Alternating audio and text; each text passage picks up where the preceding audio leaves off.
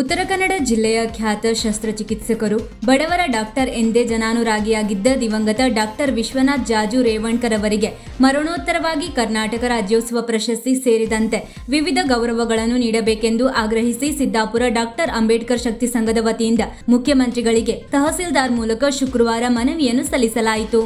ಮನವಿಯಲ್ಲಿ ಶಿರಸಿ ತಾಲೂಕಿನ ಕೋಟೆಗಲ್ಲಿಯ ನಿವಾಸಿಯಾಗಿದ್ದ ಡಾಕ್ಟರ್ ರೇವಣ್ಕರ್ ಅವರು ಇತ್ತೀಚೆಗೆ ಹೃದಯಾಘಾತದಿಂದ ನಿಧನರಾದರು.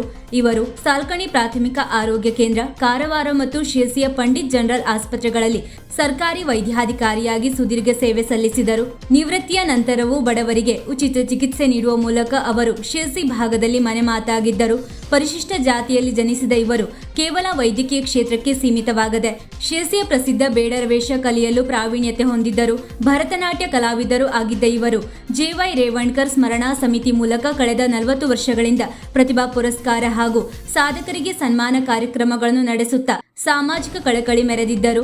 ಡಾಕ್ಟರ್ ವಿಶ್ವನಾಥ್ ರೇವಣ್ಕರ್ ಅವರು ವೈದ್ಯಕೀಯ, ಸಾಮಾಜಿಕ ಮತ್ತು ಸಾಂಸ್ಕೃತಿಕ ಕ್ಷೇತ್ರಕ್ಕೆ ನೀಡಿದ ಅಪ್ರತಿಮ ಕೊಡುಗೆಯನ್ನು ಪರಿಗಣಿಸಿ ಅವರಿಗೆ ಮರಣೋತ್ತರವಾಗಿ ಕರ್ನಾಟಕ ರಾಜ್ಯೋತ್ಸವ ಪ್ರಶಸ್ತಿ, ಡಾಕ್ಟರ್ ಬಿ.ಆರ್. ಅಂಬೇಡ್ಕರ್ ಪ್ರಶಸ್ತಿ, ರಾಜ್ಯ ವೈದ್ಯಕೀಯ ಸೇವಾ ಪ್ರಶಸ್ತಿ ನೀಡಿ ಗೌರವಿಸಬೇಕು. ಅವರ ಹೆಸರನ್ನು ಚಿರಸ್ಥಾಯಿಗೊಳಿಸುವುದು ಸರ್ಕಾರ ಮತ್ತು ಸಮಾಜದ ಕರ್ತವ್ಯವಾಗಿದೆ ಎಂದು ಮನವಿಯಲ್ಲಿ ಒತ್ತಾಯಿಸಲಾಗಿದೆ.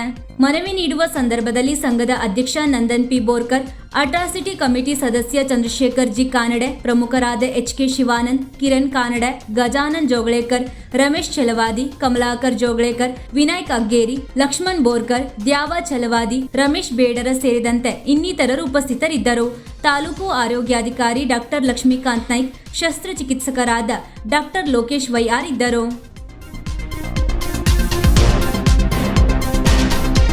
ವೀಕ್ಷಕ ಮಹಾಪ್ರಭುಗಳೇ, ನಮ್ಮ ಚಾನಲ್ ಅನ್ನು ಸಬ್ಸ್ಕ್ರೈಬ್ ಮಾಡಿ, ಶೇರ್ ಮಾಡಿ, ಪ್ರೋತ್ಸಾಹಿಸಿ.